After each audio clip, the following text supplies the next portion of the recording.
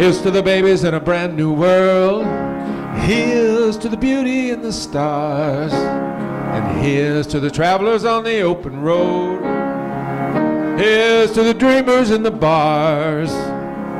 Here's to the teachers in the crowded rooms. Here's to the workers in the fields. Here's to the preachers of the sacred word. And here's to the drivers at the wheel. Here's to you, my love, with blessings from above, let the day begin. Here's to you, my love, with blessings from above, let the day begin. Yeah, most of you did it. Those of you who didn't do it know who you are, and you can live with that guilt. Unity doesn't do guilt. Here's to the doctors and their healing work. He just means you get another chance. Here's to the loved ones in their care. Here's to the strangers on the street tonight. Here's to the lonely everywhere. Here's to you, my love, with blessings from above, let the day begin. Here's to you, my love, with blessings from above, let the day begin. And here's to the wisdom from the mouths of babes. Here's to the lions in the cage. Here's to the struggles of the silent war. And here's to the closing of the age. Here's to you, my love, with blessings from above, let the day begin. Here's to you, my love, with blessings from above, let the day begin. Here's to you, my love, with blessings from above, let the day begin. Here's to you, my love, with blessings from above, let the day begin.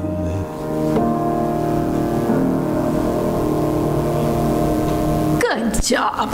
Yes, all the way through. Good job. Well, in case anybody hasn't particularly noticed yet, Reverend Lorena's with us today. It's been a while, so we're really glad to see her again. And also we have Randy. Glad you are both here. Nice to see you. Yes. Welcome. Welcome to all of you that have been here before. Welcome to people that I haven't seen before. Hi, Tinker. Tinker's back. Kate isn't here today with Benny because she's in Belize. Poor baby, yes. Yeah, she's very fortunate. She has a friend that likes to travel, but doesn't like to travel alone. And so poor baby takes Kate with her when she goes to all of these wonderful places. So she's in Belize for 10 days. So anyway, poor baby. Yeah, isn't that tough? That's really, really rough. And I don't remember where Benny went. Benny's staying with somebody. So anyway, that's some of the stuff that's kind of going on. And at this point, I'm going to light the Christ candle.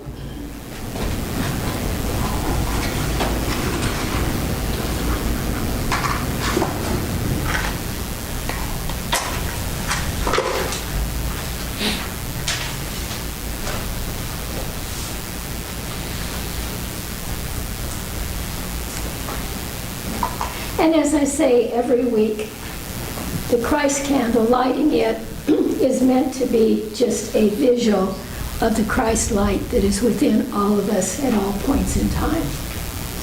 So. And now, I think Lorena is going to do an opening prayer. Yes, let's go into prayer. Sweet Spirit, I'm reminded this morning that if thank you is the only prayer we ever say, it is enough. And so we start this beautiful morning with those powerful words, thank you. Thank you, God. And we come together this morning, leaving our troubles at the door for just a moment so we can come together in love and light and joy. And we open our minds and we open our hearts and we open our arms to each other in this loving community. And together, let's say it. Thank you, God. Thank you, God. Thank you, God. Amen. Very nice. Yes. And now I think we're going to Yeah, let's stand and we're gonna do a song. We Are Sacred Love. It's a lovely song. It's kind of repetitive, so if you don't get the first time, you'll get it as we go. And we are going to add a couple verses that you don't have in your lyrics, but blessed peace and deepest joy. But I'll give you those when we get there. Okay.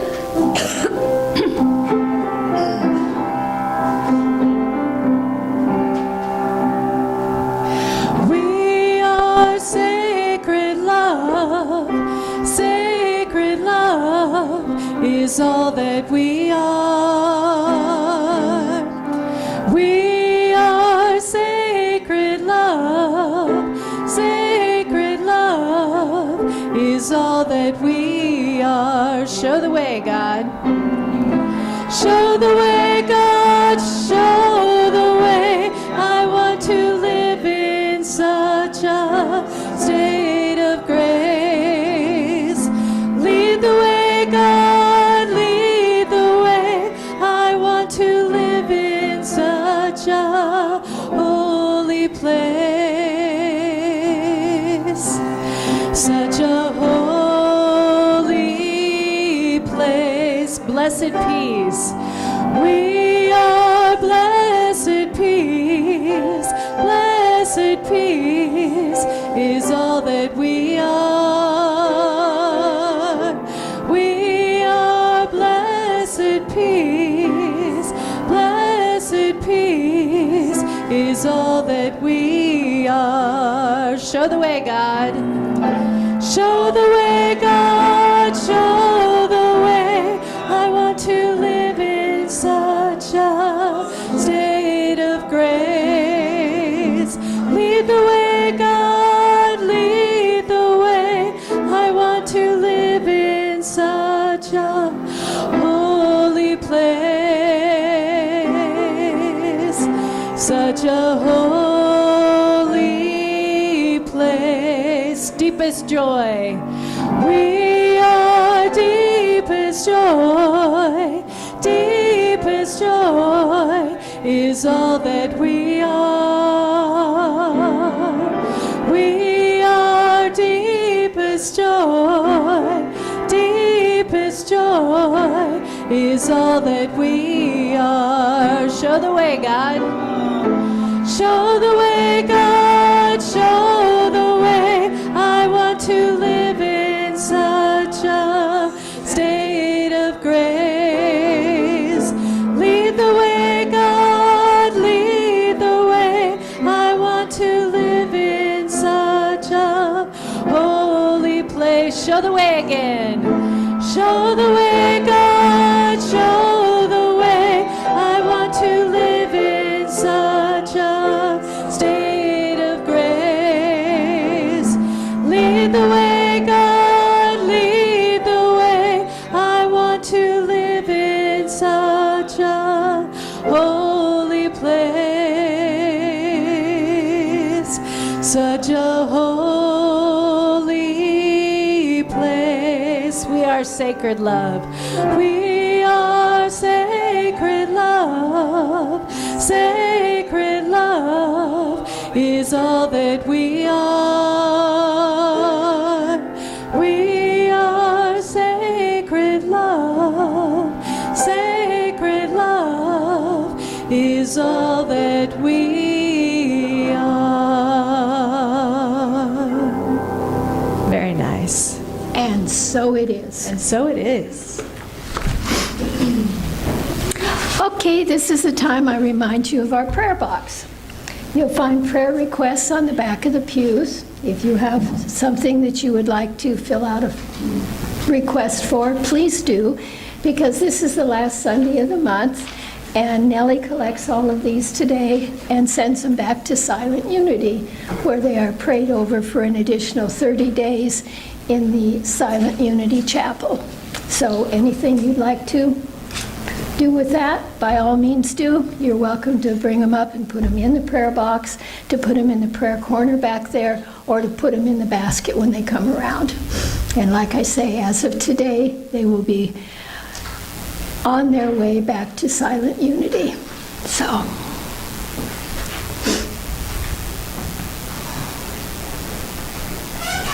And now John's going to do announcements. My turn. It's your turn. Yes, I'm excited. Hello there. Welcome.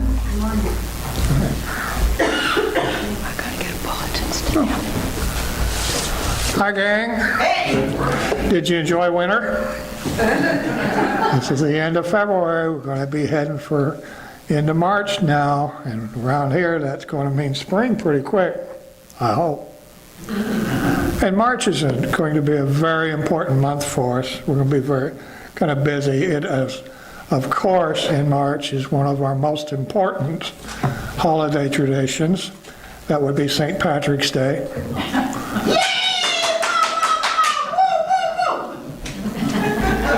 There is that. You paid for it. And we're going to have quite a bit going on for March. And come next week at our board meeting, we'll figure out what that really means. So we're looking forward to that. Next week, Reverend Gene Cydia will be here. Join us with that. Mike Test will be doing the music. He's good. He does the guitar, not the piano like Randy, but that's okay. Randy's good. I like Randy. And I've got a message from, we get all these things announcing seminars, and we leave them downstairs for you to look at to see seminars or retreats, let's say. And this is a retreat that some of you might be interested in. It's called Passion, Purpose, and Joy. It's a women's retreat with Karen Drucker. And Karen Drucker is one of my favorite singers. Not so much. Anyway, this is going to be up in Washington, May 3rd through the 6th. And Lisa Hadley, who I think is the minister at Unity of Portland. Yeah, Lisa Hadley's facilitating it here locally. So we have a flyer with that information. It's got the email address for Lisa in case you're interested. And it's also got you can go to www.karendrucker.com and find out about it. This sounds like it would be a really interesting thing to do, so maybe I'll do this. But we'll see.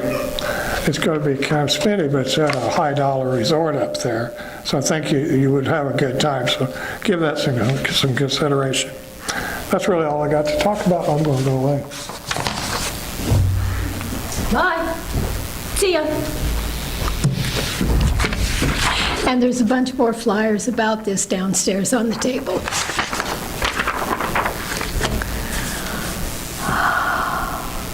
Now we're going to do the monthly affirmation.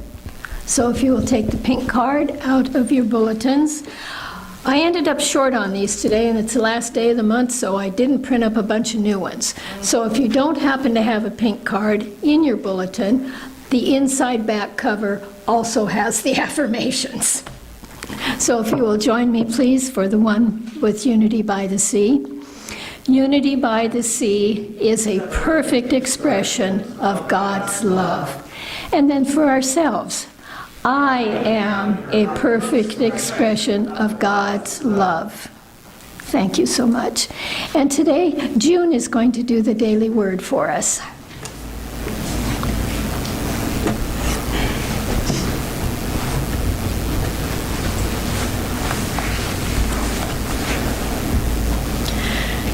I mentor others by sharing spiritual lessons I have learned. 12-step recovery programs have long recognized the healing power of sharing our stories.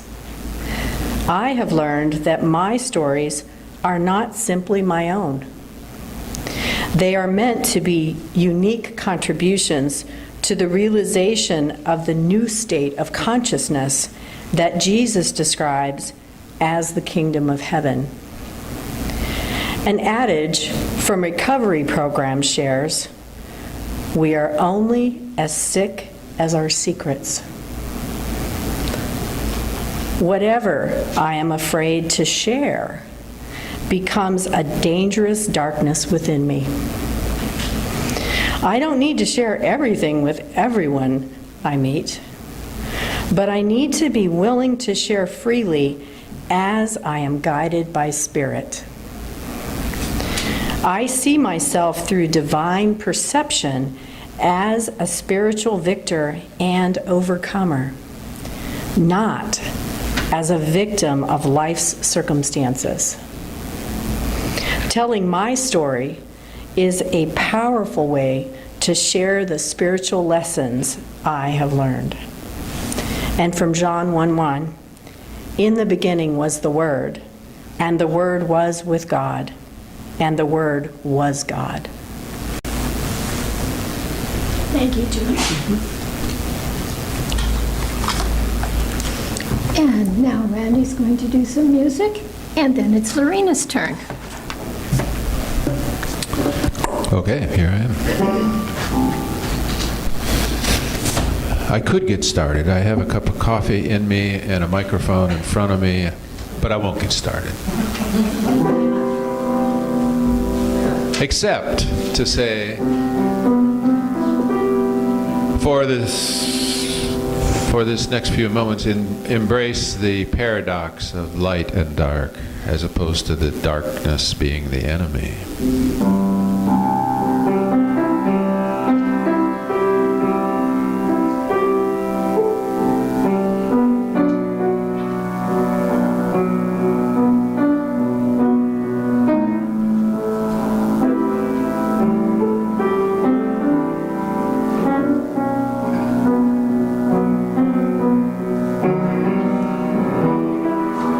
In the beginning, it was dark.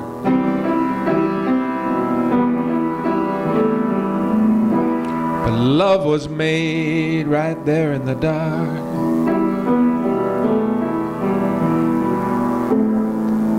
It was good there in the dark. Long before we were afraid of the dark. And the word was spoken in the dark.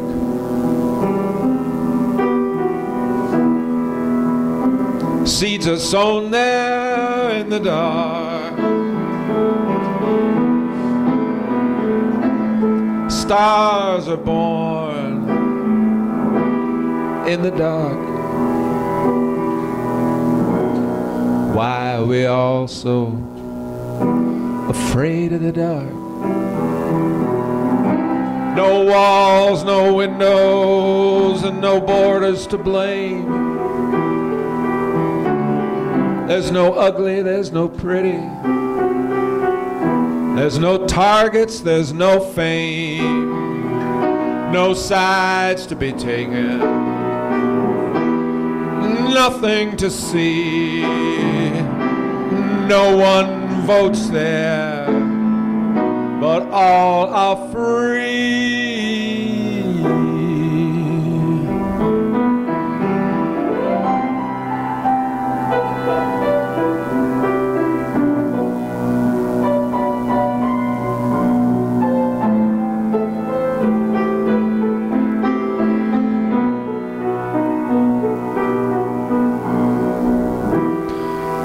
Hearts are beating in the dark. Spirits are flying in the dark. Dreams awaken in the dark.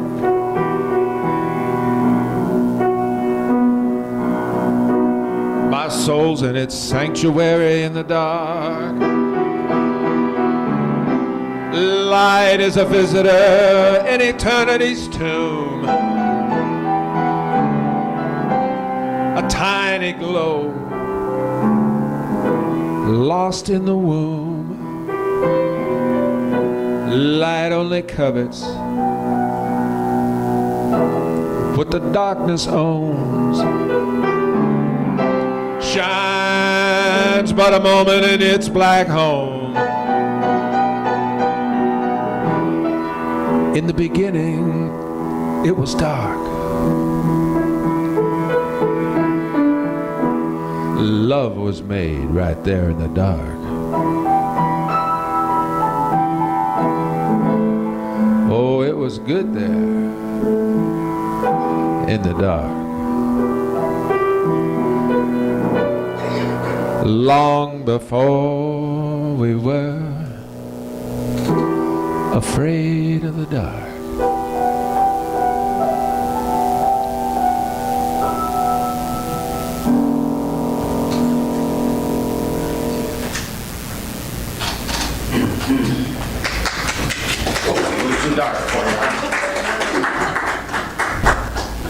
Very nice, Randy. Thank you. Well, good morning. It's lovely to be here with you all today. Seeing some faces, excuse me, I haven't seen for a while, and some new ones as well. Welcome. So this morning, our title is From Roots to Wings. It's a phrase that has had a hold of me for several weeks now. And when that happens, I'm never sure what that's going to turn into. And as it turns out, it's turning into quite a lot of different things. So it's kind of fun. So this morning, so I've been thinking about that, from roots to wings. What does that mean for me? It might mean something different for each of us, but I'm going to share what it means for me today. And I'd like to start with a little reading out of this booklet that Unity put out. It's the Lent booklet. And if you don't have one of those and you'd like one, you can see Judy. I know that we have some copies. But when they're talking about what Lent is, here's what they say. Because today is the second Sunday of Lent. Lent invites us to know deeply that we are an integral part of the one presence and one power we call God. Our spiritual goal is to stop thinking of ourselves as only human and instead become aware of our divine identity. Our true nature as spiritual beings gives us enormous power and responsibility. Our choices, beliefs, attitudes, actions are creating the kingdom of heaven here and now. That's what we as human beings can do when we are aligned with our true nature. It's powerful stuff. And when I think about this, I have this experience that comes to mind, which I don't think I've shared it here, but if I have and you've heard it, well, maybe we can always benefit from hearing something more than once, right? We always hear it in a slightly different way, it seems. So last October, I took two of my sons to a Coldplay concert. Is anybody familiar with Coldplay? They're a British pop band, I think is how they're categorized. Phenomenal music. And wow, even better in person. And I haven't been to a concert since like 1988 or 89. So things have changed a bit in the concert world.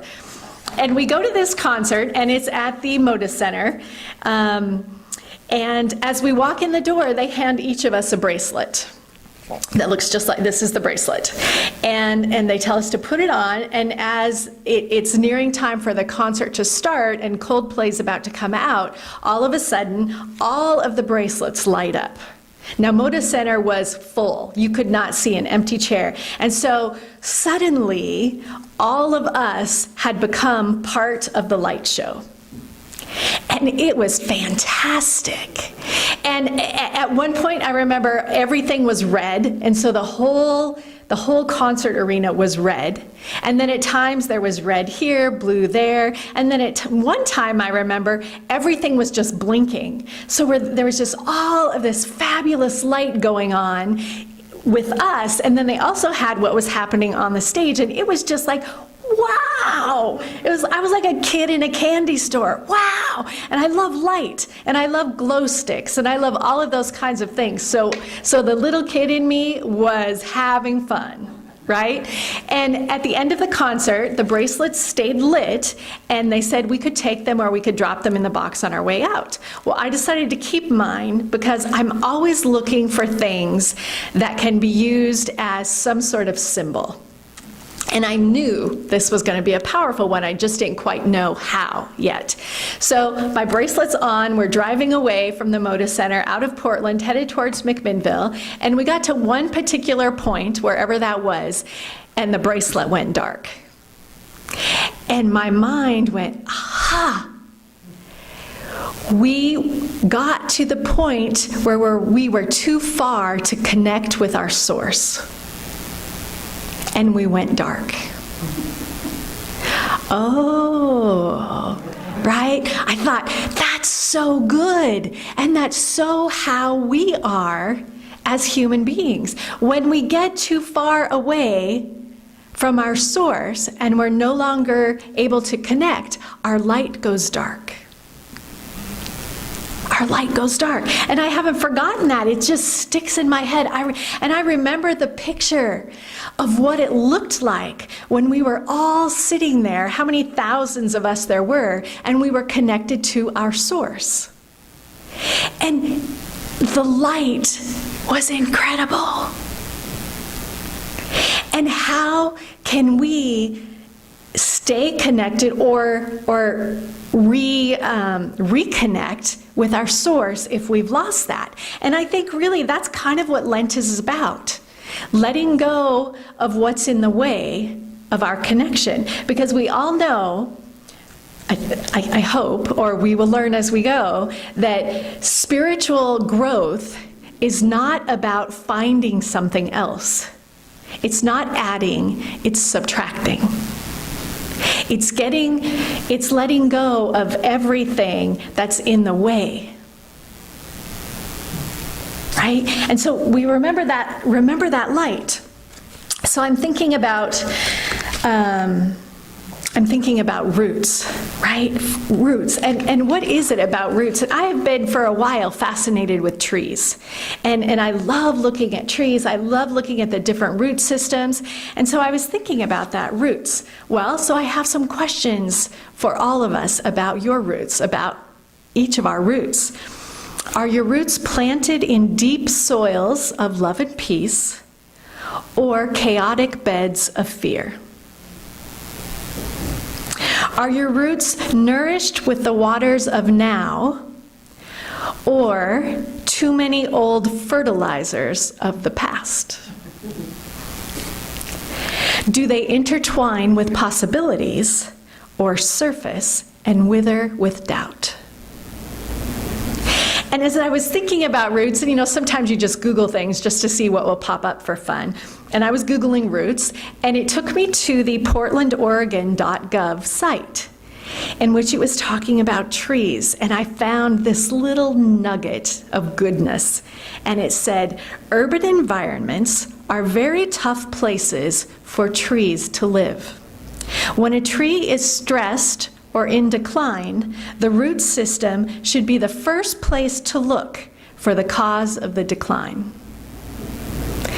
Again, so much like us. So if you are stressed or you find yourself in decline, what should you do?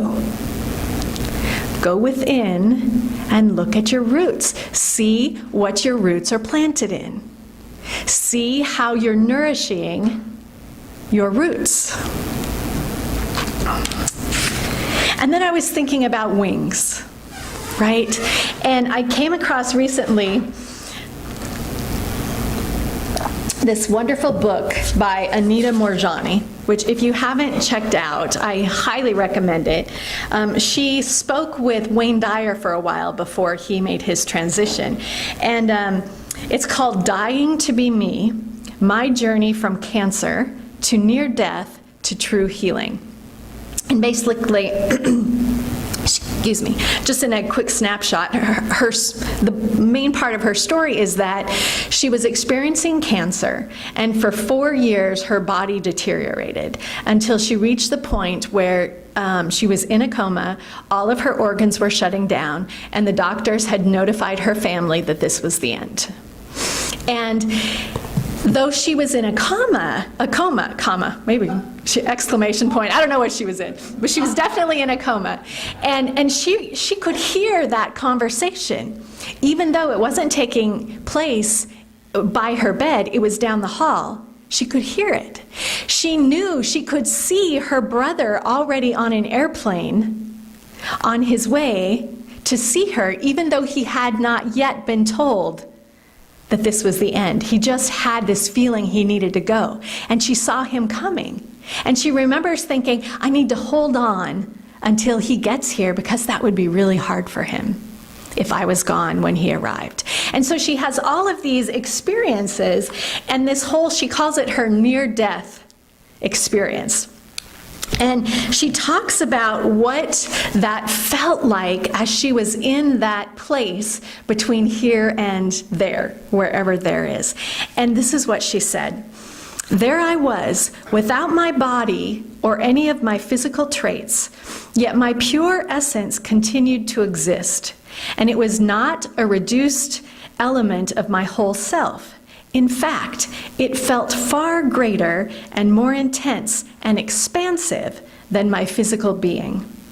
I felt eternal, as if I'd always existed and always would, without beginning or end. I was filled with the knowledge that I was simply magnificent. And she goes on to say, I'd always thought I needed to work at being lovable.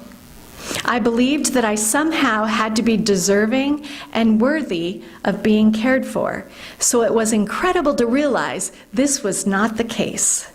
I'm loved unconditionally for no other reason than simply because I exist. Beautiful. She was experiencing that eternal part of herself.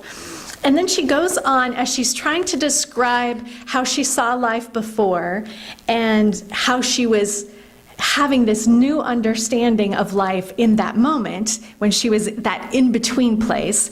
She described it like this. Imagine that you go into this giant warehouse that's dark, and all you have to navigate is a simple flashlight. Now, you look around and all you can see is what's actually showing in the beam of your flashlight. And sometimes, even with that, you can't quite see it clearly. You can kind of make it out, but you can't really see it. And then all of a sudden, somebody turns on the lights and the entire warehouse is lit. And suddenly, you see everything, and you see it so clearly. You understand how that goes with that, and why that happened, and why that happened, and what this means. And it's just this incredible awareness that once you've experienced having the lights turned on, you will no longer just be looking through the beam of a flashlight. That's how she described it. And she ended up living, which is incredible, right? And her story about that is phenomenal. If you have questions about that, I encourage you to read her story. It's just one story, but it's very thought-provoking. But anyway, I think that's what it means when we have wings. You know, Hafiz says, I wish I could show you, when you are lonely or in darkness, the astonishing light of your own being. And I think that's what happens when you have the vision of seeing the warehouse lit. And wouldn't it be great if we could see that and fully understand that while we're still here? Wouldn't that be something? And I think we can, at least to a point, right? I think we can. But, so why don't we? Right? If it's possible, then why don't we? And I think that's what brings us to the Lent period, about letting go. You know, in traditional Christianity, it's often about giving up something, sugar. I had cousins who were Catholic, and they always gave up something at Lent, you know. But for us, more in the Unity New Thought tradition, it's more about maybe what mental patterns can we let go of, right? What's identifying, even if it's just one thing that's holding us back, how can we find the courage to let that go, to subtract that, so that we can connect more closely with our source? And as I've been thinking and things happening in my own life, I think about the emotion of anger. And as we see what's happening in the world at large, there's a lot of anger, right? There's a lot of anger. And so I came across this wonderful book a while ago, and I pulled it out again. It's called The Cow, I'm having trouble with my mouth today, The Cow in the Parking Lot. And he tells this little story, like, let's imagine, you're going into the mall to do some shopping. It's a big parking lot, and just you find a space, you head for the space, and just as you're ready to turn into that space, somebody comes roaring by, turns quickly into that space, and takes it just like that. How do you react? What's the first thought that goes through your mind? Don't share it. Just information for yourself, right? Now, let's back up a minute. Same thing, you're coming, you've identified your spot, you're getting ready to pull in, and all of a sudden, here comes this cow that walks right in front of you and stands right in the middle of that parking spot. That cow has just parked in your spot. Now, what's your thought? What's your reaction? What's your first thought? Just notice, is it different than the thought you had for the driver?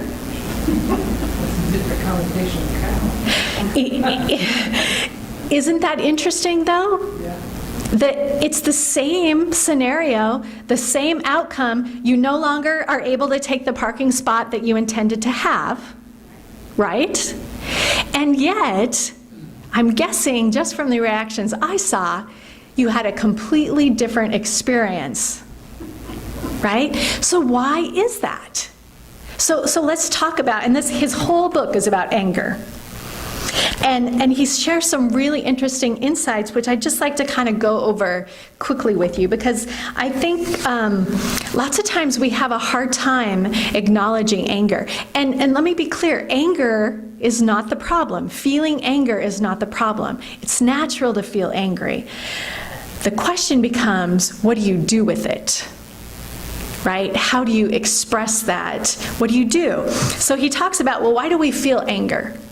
Usually because we feel like we've been wronged, because we're assuming some sort of negative intent on somebody else's part, or we're just sure things should be happening another way. Right? That often leads us to feeling angry.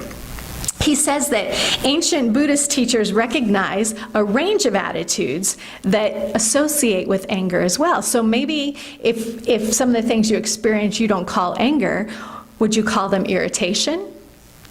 Or maybe annoyance, disapproval, or impatience?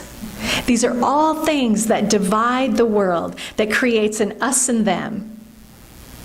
A me and the enemy kind of thing, right? Friend and foe, a strong attachment to one's own views and opinions, one's likes and dislikes. And he asks this question, are you moment to moment, day to day, encouraging peace or strengthening aggression? And I think that's a really powerful question in today's time to ask yourself, because often we think we're encouraging peace. But we become so adamant in what we think peace should look like that very subtly and without realizing it, we can easily become a strengthener of aggression in the name of peace. right? Just words to ponder. And he talks about walking around with our button panel exposed. Now, some of you may be familiar with this concept and some of you may not, but the idea is that the world is simply a reflection of yourself. And I know for years I had a very alive button panel. And it's as if, you know, like your panel for your electricity, and it's got all those little switches. Imagine that you have one of those on the front of you, and you're walking wide open, and you are just inviting people to push your buttons. Right? And this happens when we have not dealt with our own stuff, when we have not dealt with emotions or experiences from the past, and they become these raw sore spots, and suddenly no matter what happens, it feels like everybody is just pushing our buttons. And what we don't realize is we're in charge of our buttons, right? And once we deal with them, the buttons become inactive, and no matter how much people try, they can't push your buttons, because there's nothing to push anymore. And this does not happen overnight. This is a slow, gradual process. So when you feel anger, don't make it wrong, don't make it bad. Just notice it's a red flag saying, hello, hello, there's something to look at here. And he says, how long I remain angry and how I deal with it will determine its costs in my life. Now, we don't always think about that, do we? We don't always realize or understand what the anger is doing for us, because anger becomes a double-edged sword. And yes, it can hurt other people, but even more importantly, we hurt ourselves when we hold on to anger. And he says there are usually 3 ways that we solidify our anger. And what that means is that we don't deal with it in the moment, and so we have these thought processes that hold it in place and make our button fully active. And these are the 3 ways. First of all, when something happens that makes us angry, we feel self-pity and often will withdraw. And if you're not sure if that's a reaction that you have, here's a thought that usually goes along with that. If only this hadn't happened, I could have been happy. Ever find yourself thinking that? Or maybe revenge is one of the ways that you solidify your anger. And if you're not sure, here's a thought that usually goes with that. Only when I get even can I be happy again. Right? I'm going to make them pay. Anybody ever I mean, we've all thought these things, right? And then the third one is martyrdom. And here's the thought. If I'm such a good person, why is everyone so mean to me? Now, martyrdom can be one of the most destructive of all because it's very subtle. And it's an indirect way of expressing anger that manipulates other people. So what do? How do we transform our anger? First of all, when you feel it come up and you notice that red flag, right, this is what awareness is about, is being mindful of what's happening inside of us. So when we notice our red flag go out, or sometimes our stomach gets tight, our muscles get tight, we get this kind of like a boiling water, pot of water, this boiling point inside of us, you know, whatever it is for you that notifies you, I'm angry. Then make space, pause. Take a pause and break the momentum of reaction.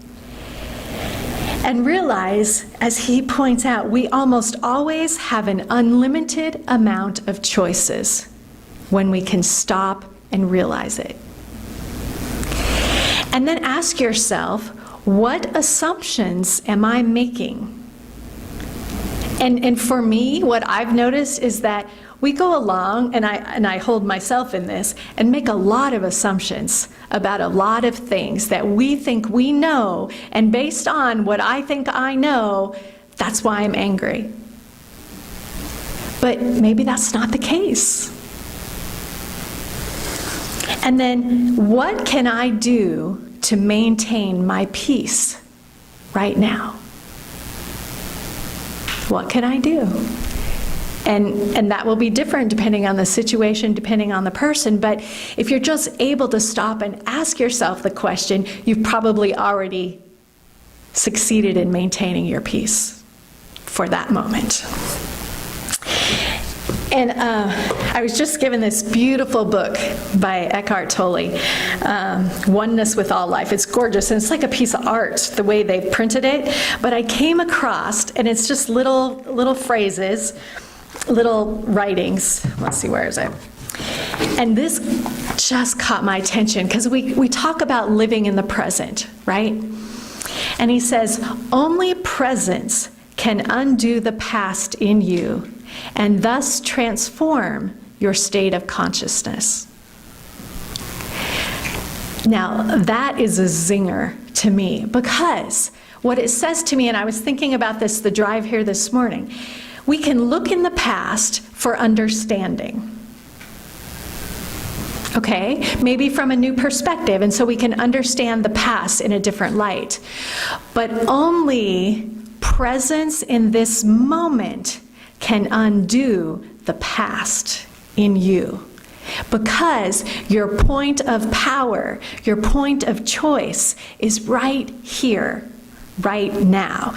And the way we undo the past is by undoing patterns that we've developed based on experiences we've had.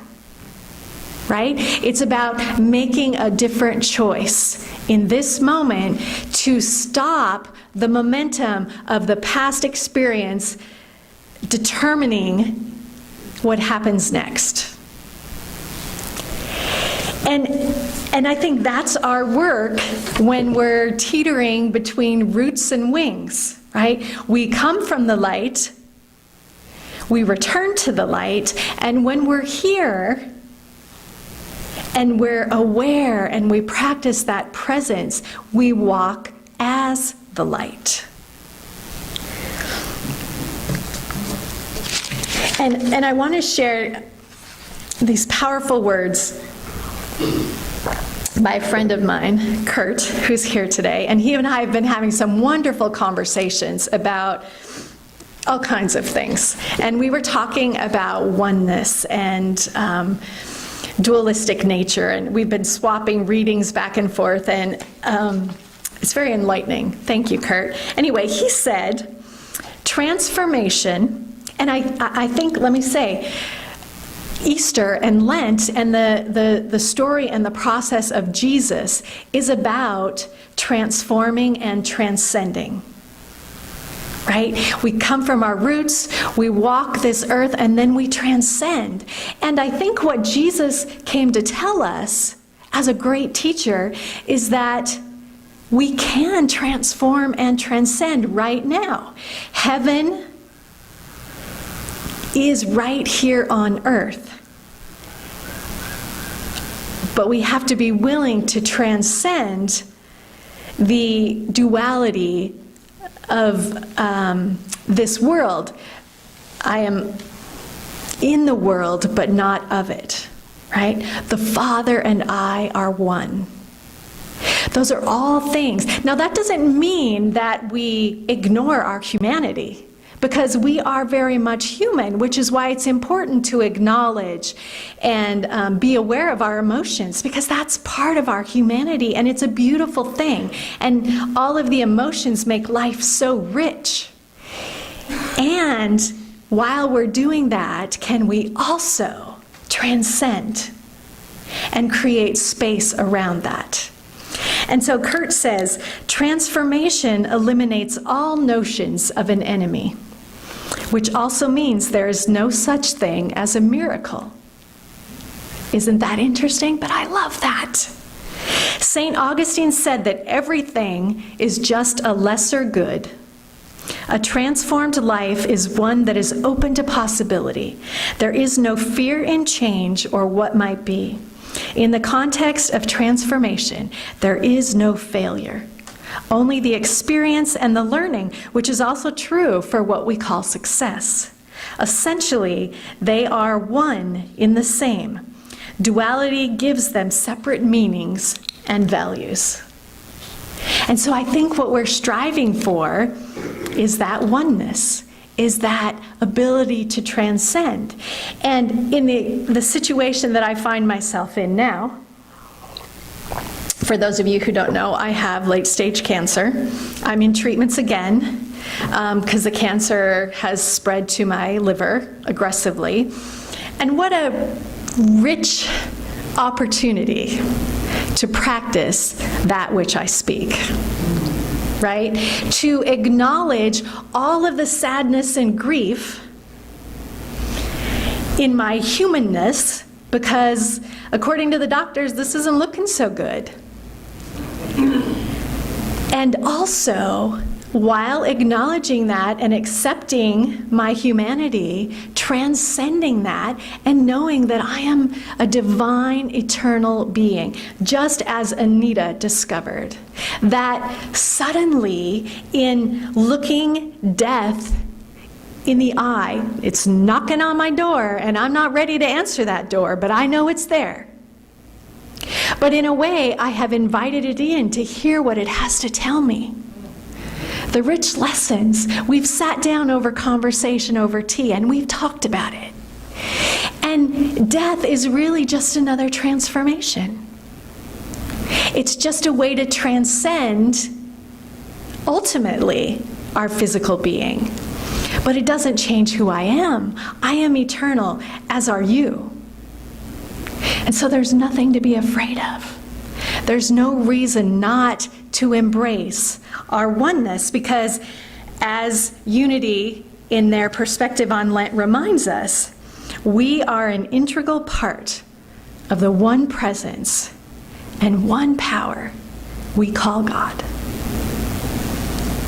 Let's take this into meditation.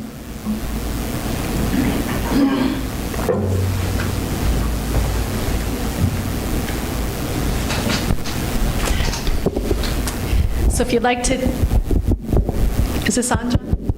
If you'd like to just get comfortable in your chair and close your eyes, whatever feels good for you. This is going to be a musical meditation. So I just invite you to take the words. This is a beautiful song by Carl Anthony, and just let those words sink deep within you. Still my mind and be at peace in my awakening. I release, and with my heart be free, my soul. In my awakening, I am whole.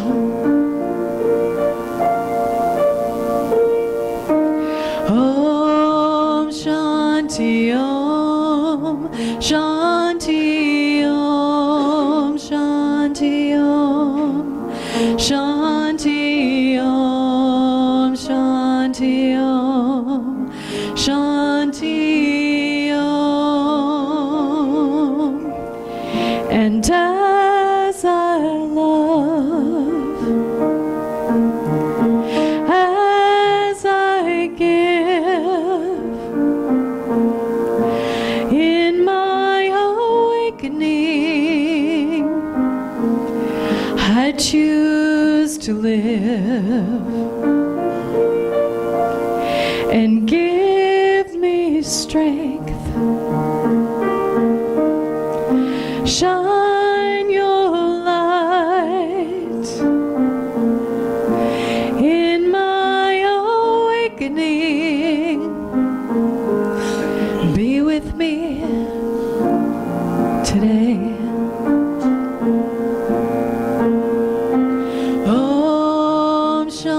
Shanti Om, Shanti Om, Shanti Om, Shanti Om, Shanti Om, Shanti Om. And all I believe,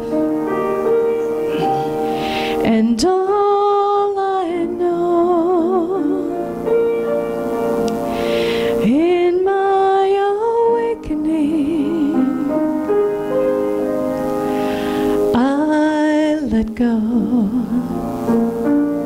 And let's take this into the silence for just a few moments.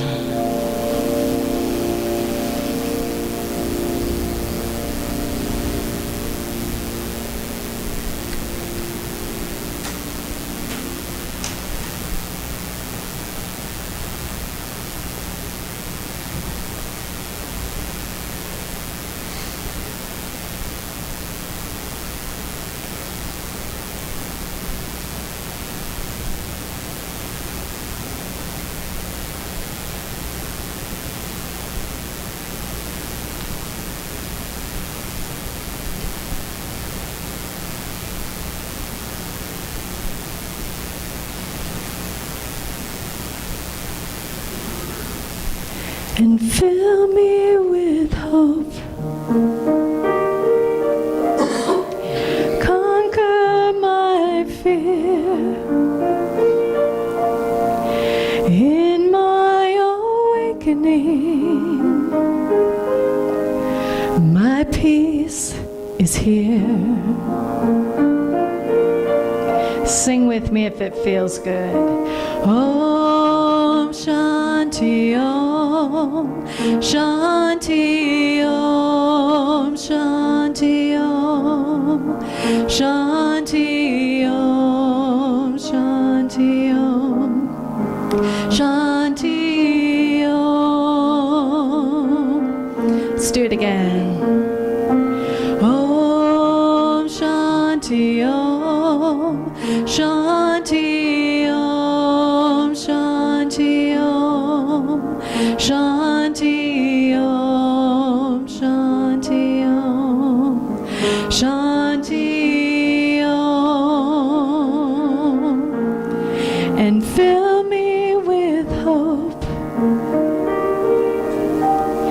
and conquer my fear. In my awakening, my peace is here.